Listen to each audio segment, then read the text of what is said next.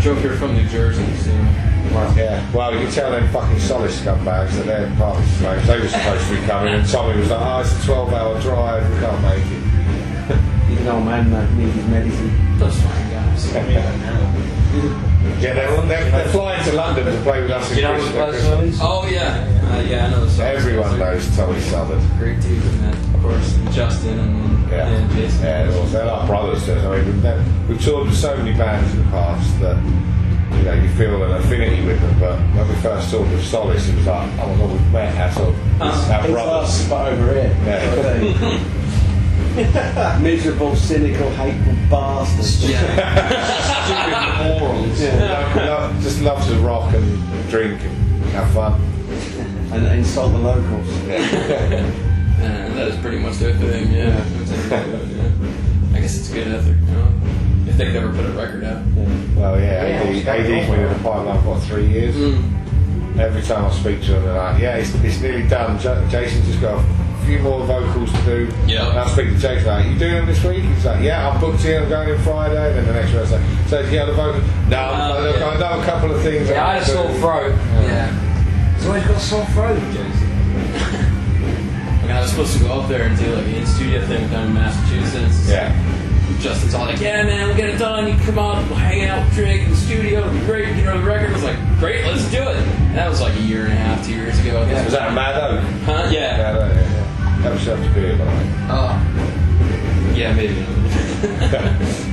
And yesterday was a little rough. Too much. Yeah. It's always the first day. I love what Ben said, being back to the other Ben. Like, festivals, day 3 and day 4 is when you can sort of separate the drinkers from the other folks. It's a men. Fucking give me a guy. You can sort of men act from the other people. It's slightly diplomatic in a southern way. It's gonna be a fucking issue over here. Peer pressure, goddamn. Fucking Coors Light of all beers, dude. Terrible. Hey.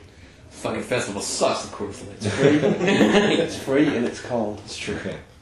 It's wet. Yeah. Well, so what's your plan after this? Basically, go home more writing?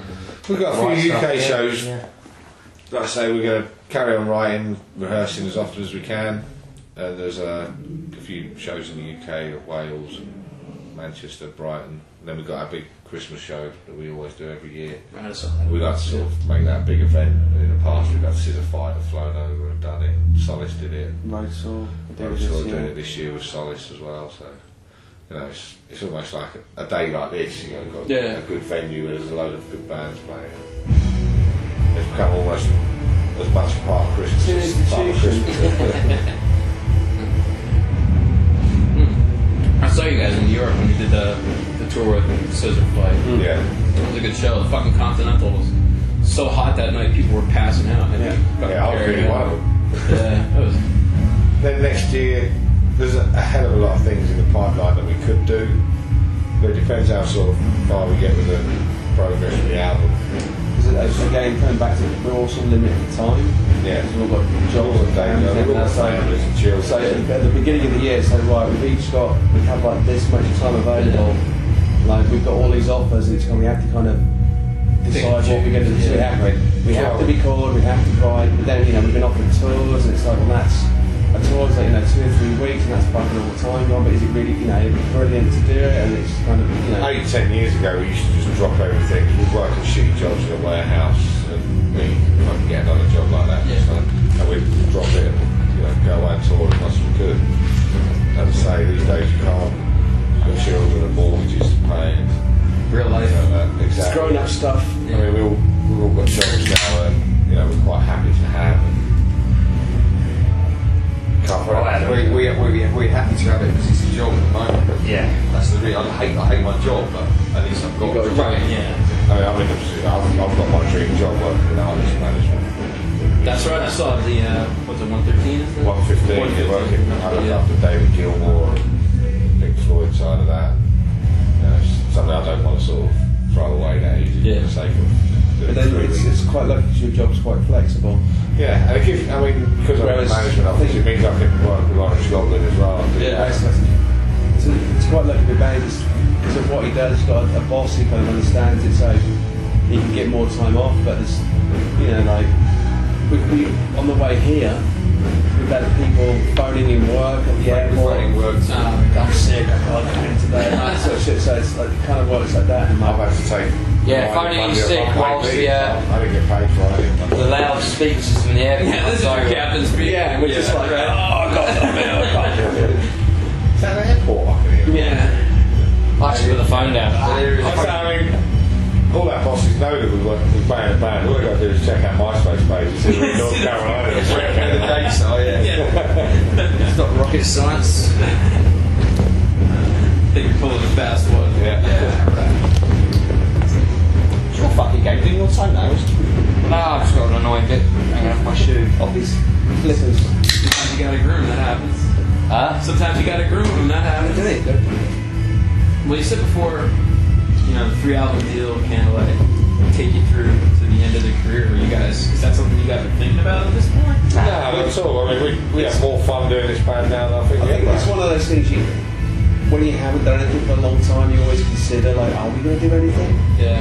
But I think the way the band's always worked is, you know, if you're still enjoying it, you still have fun doing it. I think if we're honest, we didn't consider it for fucking ages. Yeah, we had so much fun doing stuff. It's a release, you know, when we, like I say, we all work day jobs. And so the weekend you go away and some people, something like this. Some people go and watch football at the weekend, and some people, you know, go fishing or do whatever they do. We got North Carolina. This is kind of like, and especially for me now, I've moved. You know, I've known these guys longer than anybody else. You know, 14, 15 years we've been doing that. So when the Goblin plays, like I'm going for a drink with my mates.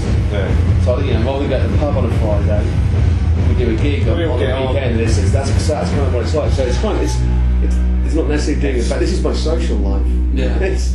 It's a good way of subsidising our wage as well, because I mean at home we earn a decent amount of money from the shows and things, because you built up that reputation over that amount of time. It's a nice little payday. It does. At the end of the week. Really fucking helps out. We had 4 or 5 months off, sort of start of the year.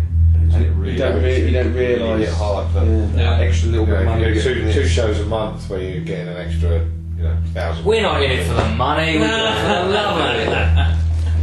Now it gets to the stage where you have to be in for the money. If we was in for the money, we would have been quick. Yeah, we started about 10 years ago. So, We've been writing Nickelback songs. if you're in it for the money, this is the wrong genre. I don't know. My missus keeps saying, can't you just write a Christmas song or write a song for Levi Dapper or something? Just try it, I'm sure you can do it. Getting the iPod commercial. Yeah, you know. He might, but Me? he ain't coming out of it, I know. See, I think my missus was mortified when I said I'm going to do something else apart from Orange Goblin. She was like, what, something might make a bit of money? I said, no, it's called Ravens Creek. So what's that going to be like? Well, it's sort of, you know, thrash, death metal sort of thing. Well, my side originally. Hey, you sold a couple t-shirts? Didn't sell them, I gave them away.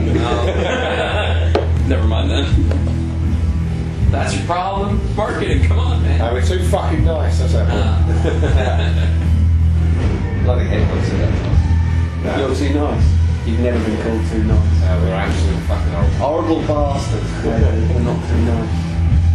Well, how have, you know, obviously since you guys have been together for so long, you know, playing shows and this kind of things have changed, how have your relationships with each other changed? Well, you moved and everything. And it probably got stronger because we don't see so much of each other. And when we do, it's, you know, it's good to catch up. I think the only time that relationships get strained is like if you're on tours, you know, if you're away for 6 weeks together and you're in a fucking bus, sitting on top of each other every day. There's times that like every single one of us has had a rub up with every single one of the others. You find the tiniest little things, like absolutely ridiculous things, grate on you, and you end up having a fallout over it. But after 14, 15 years, it's that stuff that kind of makes it stronger in a way. We're lucky we all share the same sort of sense of humour.